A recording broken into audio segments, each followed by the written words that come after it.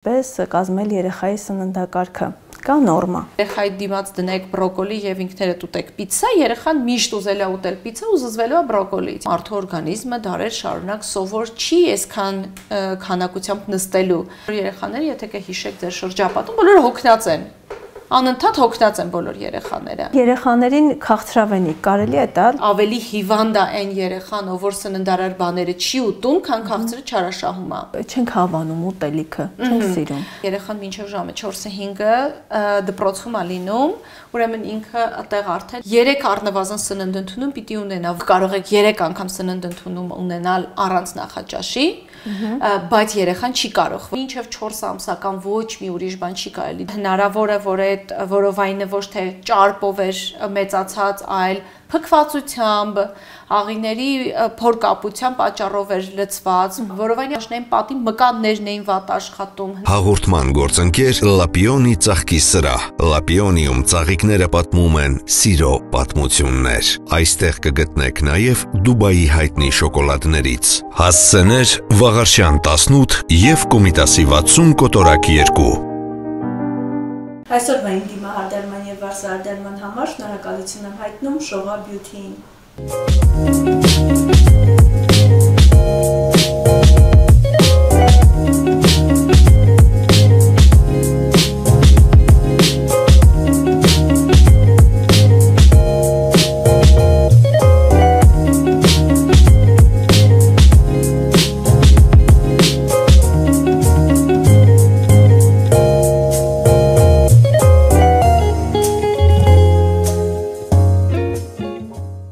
Ողջույն, այսօր կյանքի ճանապարհին խոսելու ենք երեխաների սննդակարգից, իմ հյուրն է բժիշկ դիետոլոգ Լիդիա Այվազյանը։ Բարև ձեզ։ Բարև ձեզ։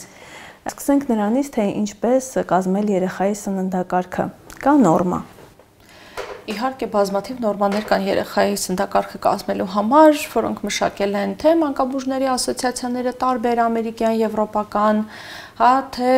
տարբեր նուտրիցիոլոգիական ասոցիացիաներ, դրանք իրականում շատ մեծ տարբերություն չունեն մեծահասակների սննդակարգի նորմաներից, ինչ որ մեզ տալիս առողջապահության համաշխարհային կազմակերպությունը կամ նույն տարբեր դիետոլոգիական ասոցիացիաներ։ Այստեղ շատ կարևոր է, որ մենք չառանձնացնենք երեխայի սննդակարգը մեծահասակի սննդակարգից, որովհետև երեխան ունենալու են սննդակարգի, ինչ այդ ընտանիքում ուտում են, հա, եւ եթե մենք մտածենք, որ հենց հարցը ձևակերպենք, ինչպես կազմել մեր երեխայի սննդակարգը, այստեղ մեծ սխալներ կգործենք, որովհետեւ երեխայի սննդակարգը կարելի է իդեալական կազմել, եւ երեխան այդ դրանցից ոչ մի բան չուտի, որովհետեւ եթե ընտանիքում չկա սննդային սովորություններ ձևավորված, ճիշտ սննդային սովորություններ, երեխան կունենա այն սննդային սովորությունները, ինչ որ ծնողներն ունեն։ Մենակ մենք վերցնենք առանձին եւ լավացնենք երեխայի սննդակարգը, դա գրեթե անհնար է անել։ Եթե աշխատում ես երեխայի սննդակարգի հետ, դու աշխատում ես ամբողջ ընտանիքի սննդակարգի հետ։ Եվ ցավոք սրտի շատ հաճախ ինձ դիմաց մարդիկ այդքան լավ չեն պատկերացնում այդ հատվածը, մտածում են, որ եթե երեխային բերել են բժշկի մոտ, մի քիչ էլ տենց կվախացնեն, բժշկով կասեն, այ մենք գնացել ենք, հիմա ինքը քեզ կասի, որ քեզ սա պետք է, սա քեզ պետք չէ, դու վերջապես կհասկանաս։ Ոչ, սիրելի ծնողներ, երեխաները չեն հասկանա, երեխաների համար ամենաճիշտ ու ամենակարևոր բանը ձեր օրինակն է։ Իհարկե, այն ինչ որ երեխան տեսնում է իր ծնողների մոտ։ Աշխարհում ով ինչ ասի, ինքը եթե տեսնում է իր ծնողը այսպես է անում, դա իր համար ամենակարևոր եւ ամենաճիշտ բանն է եւ դրանից են կողմ ինքը բան չանի։ Եթե դուք երեխայի դիմաց դնեք բրոկոլի եւ ինքներդ ուտեք պիցցա, երեխան միշտ ուզել է ուտել պիցցա ու զզվելու է բրոկոլից եւ հակառակը։ Եթե դուք ուտեք բրոկոլի եւ երեխայի դեմը դնեք պիցցա, երեխան ամենայն հավանականությամբ այդ պիցցան բավականին քիչ ժամանակ կուտի, որովհետեւ չի տեսնում դա իր ծնողների սննդակարգում, չի տեսնում ոնց են իր ծնողները դա ուտում, հա, եւ այլն եւ այլն։ Այսինքն այստեղ շատ կարեւոր է, որ մենք հասկանանք այն ինչ որ դուք ուզում եք փոխել ձեր երեխաների սննդակարգում, ամենաառաջինը պետքա փոփոխեք ձեր սննդակարգում, ձեր ապրելակերպում։ Եթե դուք ուզում եք, որ ձեր երեխան հաճախի սպորտի, դուք պիտի գնաք սպորտի, դու ձեր համար սպորտը պետքա լինի կարևոր հորիզոնականում, ոչ թե ինչ որ 100-րդ տեղում ինչ որ մի բան, հա, որովհետև մենք շատ հաճախ ենք տեսնում, այնքան անկարևոր բան է, որ բոլոր խմբակներից հա, երբ որ պիտի երեխան հոգնում է եւ 5 խմբակի է հաճախում, չգիտեմ, մաթեմատիկա, անգլերեն, դաշնամուր, նկարչություն, ֆուտբոլ, երեխային հանում են ֆուտբոլից, որտեղ ամենակարևոր բանն էր դա, ամենակարևոր խմբակն էր, հա, բայց ֆիզիկական ակտիվությունը դա էր ապահովում։ Այո, բայց միակ ֆիզիկական ակտիվությունը երեխայի առօրյայում ապահովում էր այդ շաբաթը մի անգամ ֆուտբոլը, որոշվեց, որ դա պիտի դուրս գա, որովհետև երեխան ծանրաբեռնված է։ Այնինչ երեխայի ծանրահոգնածությունը գալիս է իր նստակյացությունից, որովհետև հա մեր օրգանիզմը, մարդու օրգանիզմը դարեր շարունակ սովոր չի այսքան քանակությամբ նստելու։ Իսկ մենք շատ վաղ անցյալ կարող ենք չգնալ, որ հիշենք ինչքան են երեխաները վազվզում եւ ինչքան քիչ նստում, հա, մենք երևի մի 20, 30, 40 տարի առաջ, հա,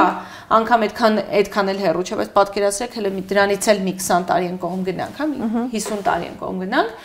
երեխաները օրվա ընթացքում գրեթե չէին նստում։ Հա, հետո է գալիս, իսկ հիմա երեխաները մինչև ժամը 4-ը դպրոցում նստում են։ Հա, մինչև ժամը 4 դասեր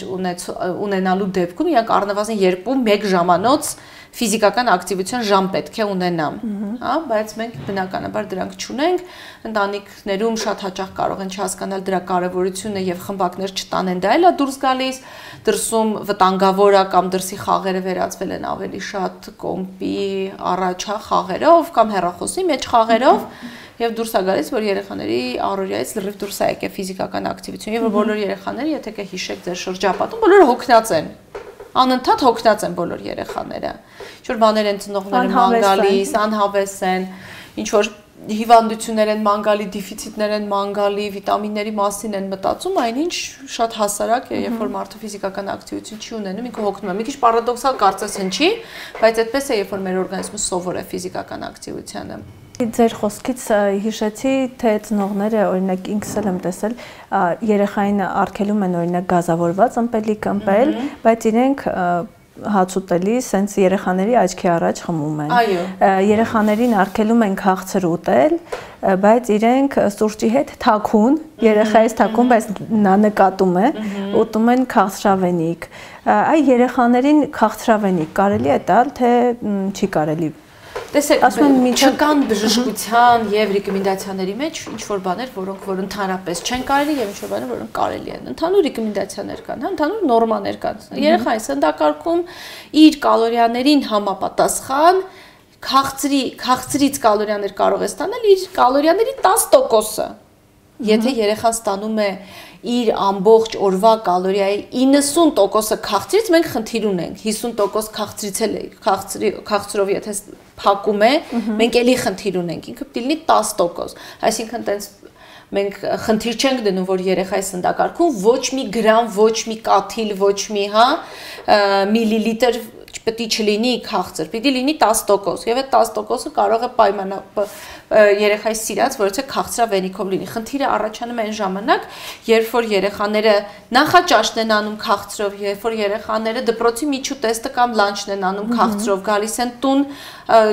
ճաշից հետո մի հատ քաղցր են ուտում, մի հատ էլ են քաղցր ուտում մինչև ընթրիքը, ստացվում է, որ ավելի շատ քաղցրով պայմանավորված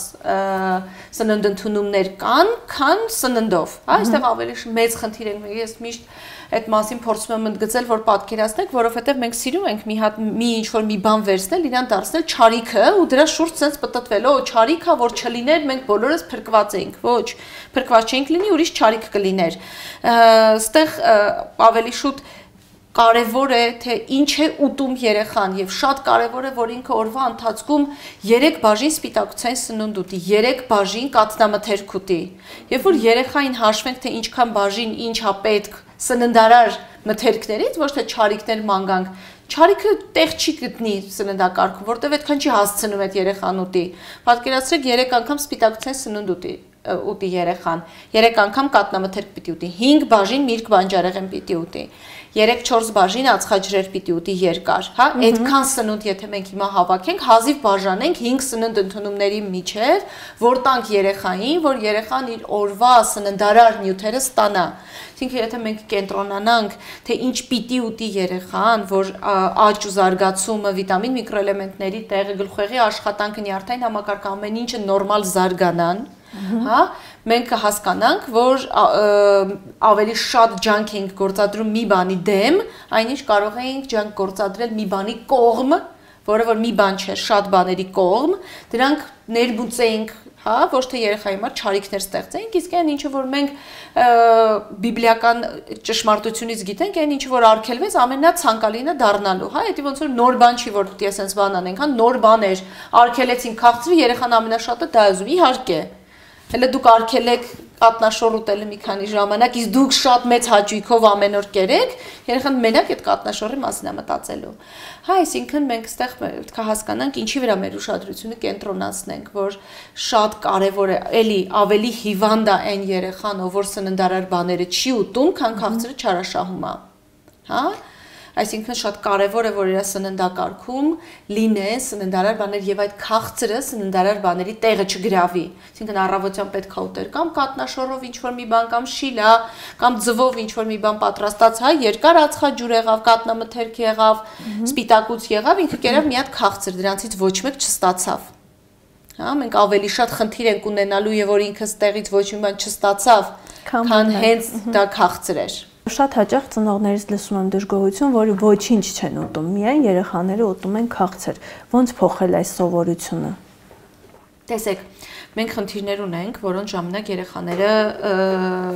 հրաժարվում են սննդից, դա շատ ծանր լուրջ խնդիր է, եթե մենք չխոսենք հենց այս խնդրի մասին, դա սննդային վարքի խանգարում է, դիագնոզվում է բժշկի կողմից, շատ երկար բուժման ընթացք ունի, այստեղ իրականում երեխայի սննդակարգում մենակ քաղցր չեն, անգամ քաղցր կարող է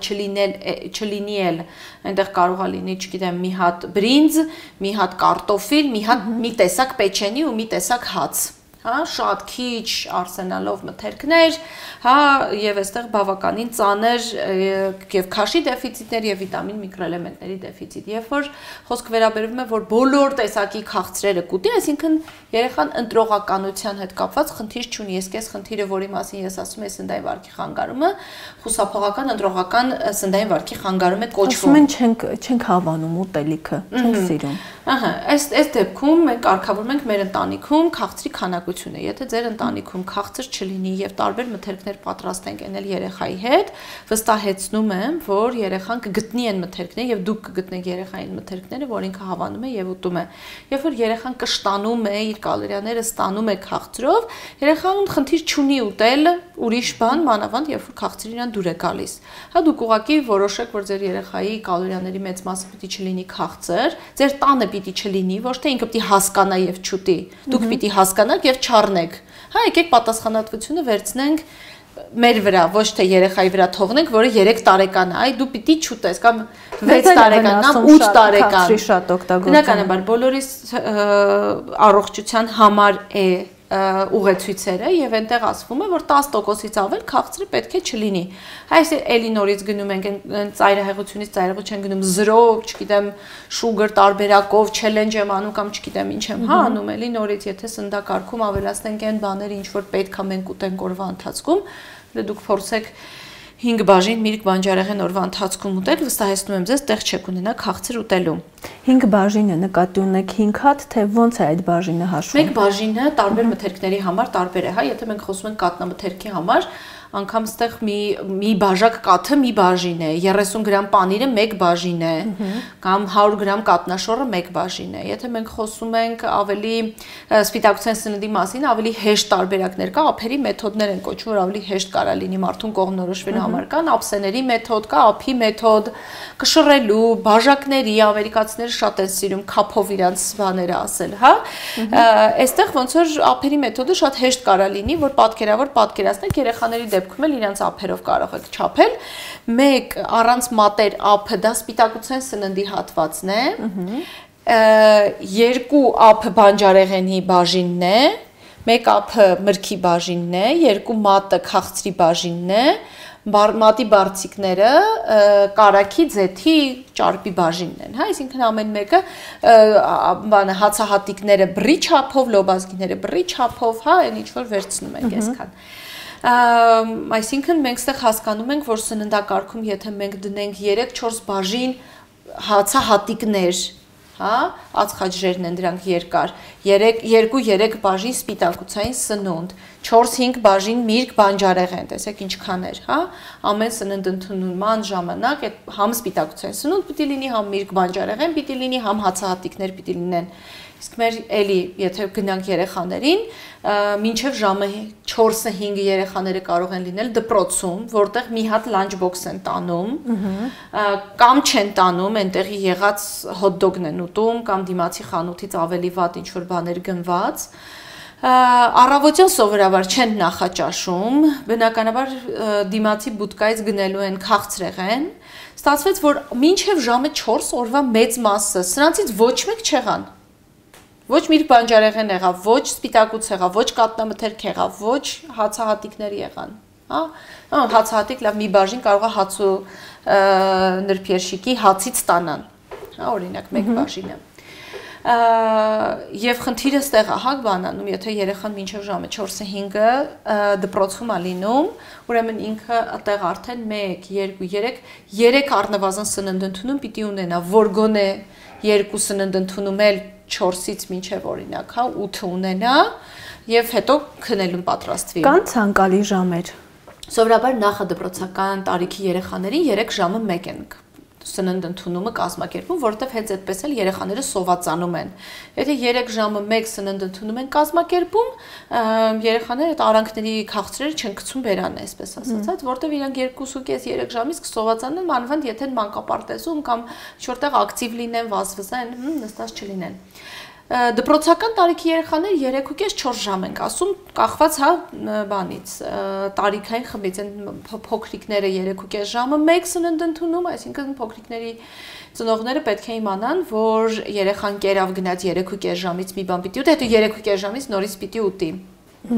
Դրա համար շատ կար, եթե ինքը ոչինչ չի կերել, արդեն տեսեք ինչքան է բաց թողնում։ Հա մանավանդ եթե դպրոցում էլ ինչ-որ մի բան չկերավ, հա այդ մշակույթը շատ վատն է, շատ դպրոցներում կարող են երեխաները ամաչել լանչ բոքսեր տանել, մշակույթ չունենան լանչ բոքսեր տանելու, կամ մշակույթ առհասարակ մենք մշակույթ չունենք դպրոցներում, ասեն ինչ բերեն լանչ բոքսի մեջ, ինչեր կարելի է, ինչեր չի կարելի, իսկ դա կարա դպրոցը կարգավորի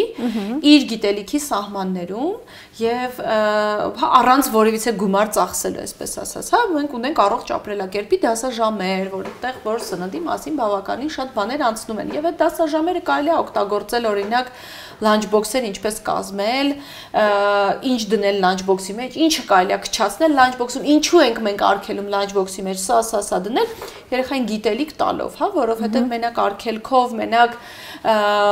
լավ սնունդ եկուս, հա, եթե շատ լավ սնունդ դնենք դպրոցում, եթե երեխան գիտելիք չունենա նրա մասին ինչի պիտի դա ուտի, ու այդ վարքագծային փոփոխության process-ները մենք չանենք, ինքը տանը պիտի տեսնի դպրոցում, պիտի տեսնի մանկապարտեզում տեսնի, որ իր վարքը փոխվի, հա Եվ եթե այդ ամեն ինչը չենք անում, դժվար է սպասել, ինչի երեխան կերավ մի հատ պիցցա ու վերջացավ, մենակ դա էր ուզում։ Հա, որովհետև երեխան սովորություն չուներ այդ ամեն ինչը եւ ոչ միտեղ չէր տեսել։ Այ մենք խոսում ենք օրվա ընթացքում սնվելու մասին, բայց ամեն օրվա հենց սկզբից նախաճաշից մենք ինքներս հիմնականում չենք նախաճաշում, չենք հասկանում դրա կարևորությունը։ Մենք ինքներս ես նախաճաշում եմ, չգիտեմ, ով չի հասկանում, ով չի հասկանում իր խնդիրն է։ Դե շատերը կան, որ չեն նախաճաշում։ Տեսեք, օրվա ընթացքում սննդի քանակությունը պետքա նորմայում լինի 3-ից 5 անգամ։ Դուք կարող եք 3 անգամ սննդ ընդունում ունենալ առանց նախաճաշի, բայց երեխան չի կարող, որովհետև երեխան 3 ժամը 1 պիտի ուտի։ Հա, այսինքն եթե մեծահասակը արդեն 5 ժամը 1 է կարողանում սննդ ընդունում ունենալ, ինքը կարող է առաջի սննդ ընդունումը եթե 9-ին արտնացե 12-ին ունենալ, երեխան չի կարող։ Իսկ քանի որ երեխան դպրոց է գնում, մեծը կարող է գնալ գործի տեղը եւ կազմակերպել, երբ որ սոված է, երեխան չի կարող։ Այսինքն չի կարող դասի կեսից ասել կներեք ես կարամ գնամ իմ լանչ բոքսի մեջից վերցնեմ ուտեմ, որտեվ իմ 3.5 ժամը անցել է։ Երեխան հարմարվում է այդ սիտուացիային, դրա համար մենք այդպես sense մաքուր չենք կարող դնել մեզ ու համեմատել երեխայի հետ, մենք պետք է սովորացնենք, որ ինքը նախաճաշ պիտի ունենա։ Կարևորը մեր օրինակով սովորացնենք, որ նախաճաշը կարևոր է ու պետք է լինի։ Բայց եթե դուք չեք ունենում նախաճաշ ու ասեք ես ամբողջ կյանք չեմ ունեցել, ոչ մի խնդիր չունեմ նախաճաշի, հա, կամ առողջական որևիցե, դա չի նշանակում, որ որ երեխան պետքա չունենա, որտեղ այնտեղ ժամային գրաֆիկը ուրիշ է եւ վստահաբար ոնց էլ չլինի, որևիցե մանկության ժամանակահատվածում նախաճաշը եղել է թեկուզ, որ քաղցր չայի եւ հաց ու պանիրի ձևով։ Բայց ամեն դեպքում այստեղ երեխաների դեպքում անավանդ երբ որ իրենք գնում են սովորելու երկար ածխաջրեր սննդակարգում ունենալը, սպիտակուցային սնունդ, որ բավականին երկար պահի, վիտամին, միկրոէլեմենտ շատ կարևոր են հենց առաջադիմության համար։ Եթե չենք ուզում որ մեր երեխան գնա ուղղակի այնտեղ ժամանակ անցկացնի, այլ ուզում են գնա սովորի, հա, մտապահի, կոգնիտիվ ֆունկցիաները լավ լինեն, ինքը պիտի որոշակի կանոններ պետքա փոխենք ընտանիքում, հա, տենց պիտի չլինի, որ հա շատ հաճախ այդ ամեն ինչը բնականաբար ընկնում է մայրիկների ծանրաբեռնվածության վրա, որտեղ մայրիկը պիտի վերկանա, պատրաստի, երեխան մի օր ուտի, մի օր չուտի, եթե չես ուտում ինչի են պատրաստում, հա, այս ամբողջ process-ն է գալիս, բայց երբ որ այդ սովորությունը լինում է, տեսեք ինչքան է հեշտացնում, միշտ կա դրված սեղանին, միշտ բոլորն ուտում են, ամեն մեկը մի բան գալիս վերցնում է, թեկուզ հենց ֆիլմերում երբ որ մենք նայում ենք, ամեն մեկը մի տոստ անում է, իր հետ կամ վերցնում է, կամ նստում ուտում է, նոր է գնում, հա, թեկուզ այս տարբերակով, բայց այո, ցավոք, շատ հաճախ մենք մեր ընտանիքներում շատ վատ սննդային սովորություններ ունենք եւ դրա պատճառով էլ երեխաները չունեն օրինակ ինչին պիտի հետևեն, ընտանիքներ կան, ընդհանրապես սնունդ չեն պատրաստում ընտանիքում, չկա նախաճաշի ժամ, չկա ճաշի ժամ, չկա ընթրիքի ժամ, հա, գտնում ես այդ ընթրիքի ժամը, բերում ես, դնում ես, ասում ես դուք գոնե հավաքվեք իրար վրա, որ երեխան էլ գա այդ ժամանակ ուտի ձեզ հետ, հա, այդ բավականին դժվար խնդիր է, այդ սոցիալական խնդիր է եւ ստացվում է, որ դիետոլոգը որպեսզի փոխի մի երեխայի սննդակարգ, ամբողջ ընտանիքով պիտի զբաղվի, ամբողջ ընտանիքով զբաղվելու համար այդ բոլորի, հա, բայց այդ գիտակցումը պիտի ավելի քիչ վերևից գա, հա, ես գիտակցում եմ, որ իմ երեխան այդտեղ որ գիտակցումը գա եւ նախաձեռնությունը վերցվի ծնողների վրա, ավելի կհեշտանա ամեն ինչ։ Հիմնականում խնդիր է լինում երեխաների սննդակարգ փոփոխելը, որտեղ մենք այդ խնդիրներն ենք հասնում, որ ընտանիքում չկա ու չի էլ կարա լինի, հայրիկս չի էլ ուզում պատկերացնի, դուր եք գնում, ինչ դիետոլոգ, ինչի համար, ինքը գալիս է, չգիտեմ, քանիսին, երբ ուզում ուտում է, որ ժամին ուզում ուտում է, չկա այդպիսի հասկացողություն ընթրիք, որ բոլորը հավաքվում են ընթրիքին, որ մի հատ էլ կարևոր լինի ինչ որ մի բան ուտելը սեղանից եւ ոչ թե բրդուճների ձևով։ Այ խոսեցինք մի ծայրահեղության մասին, երբ որ երեխաները չուտող են,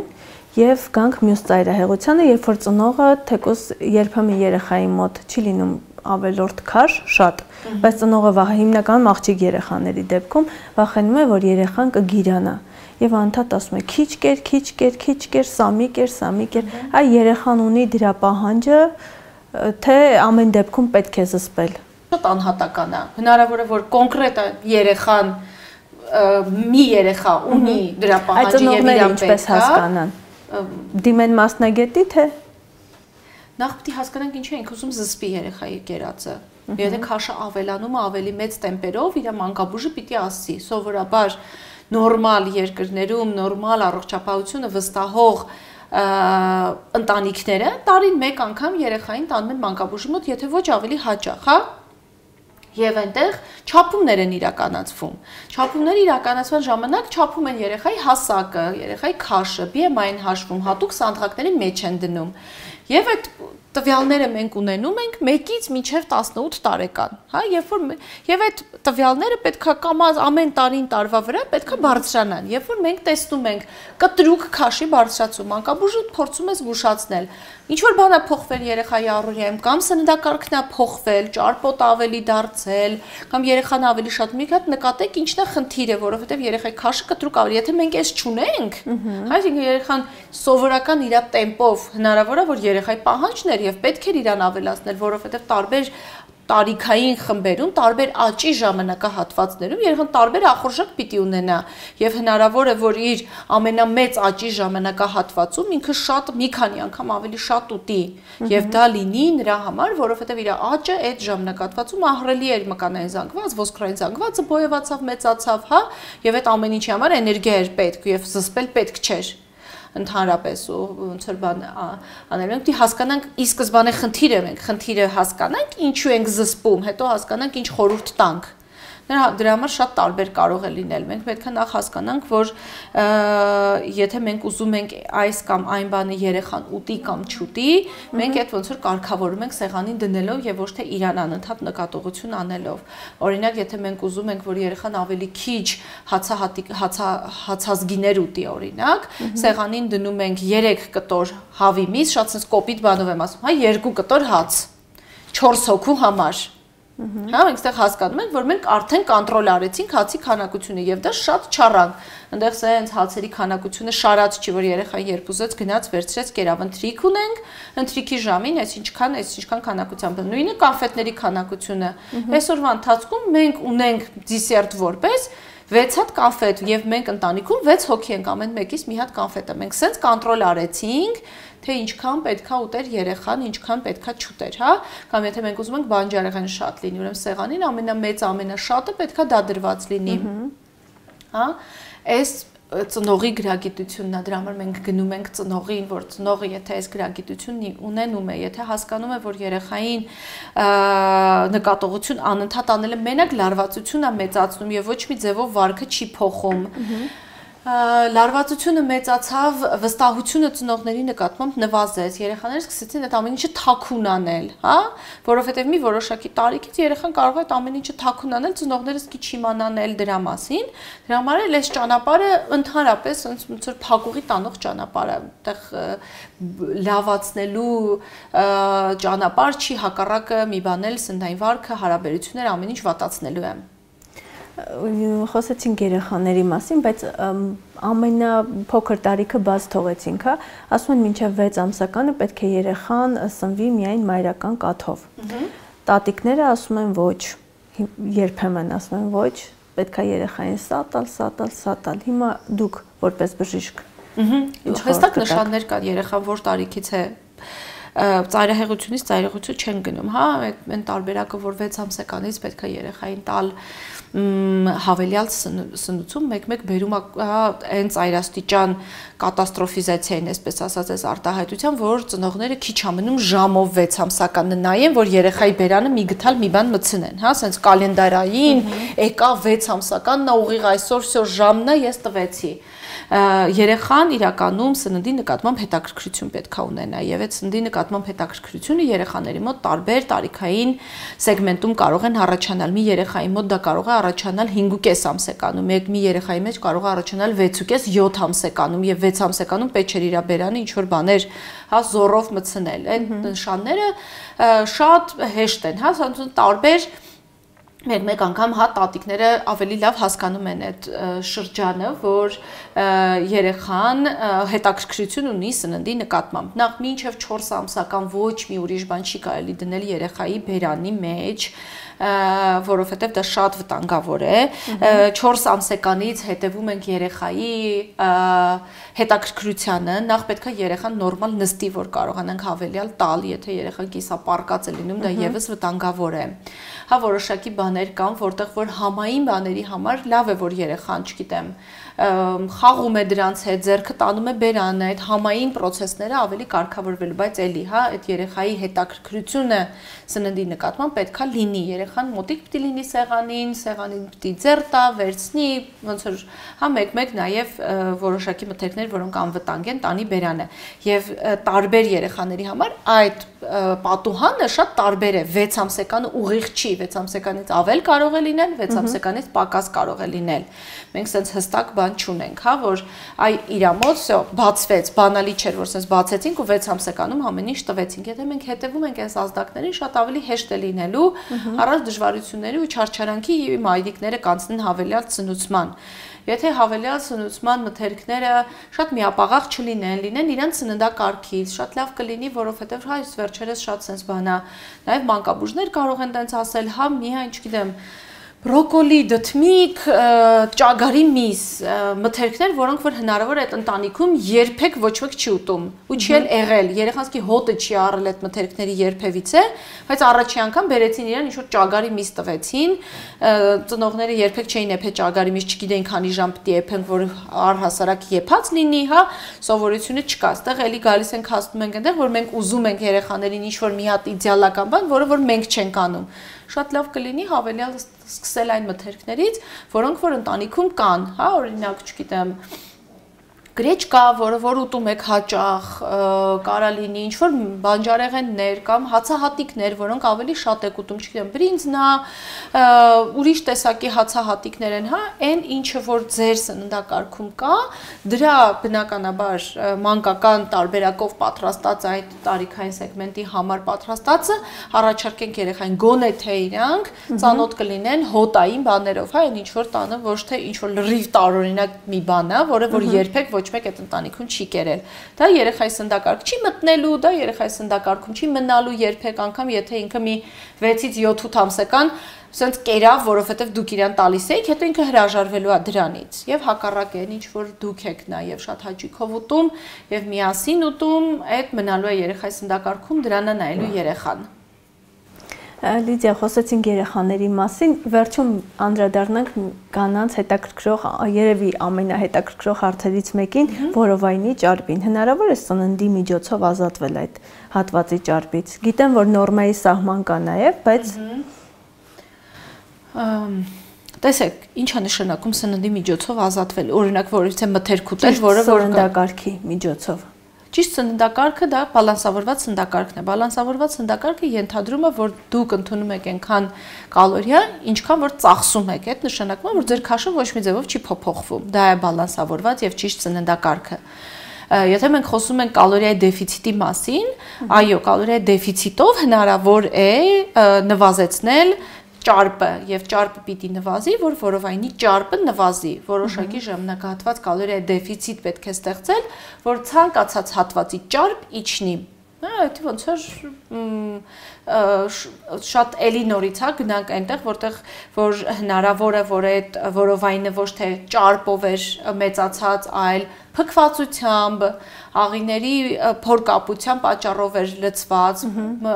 որովայնի առաջնային պատի մկաններն էին վատ աշխատում, հնարավոր է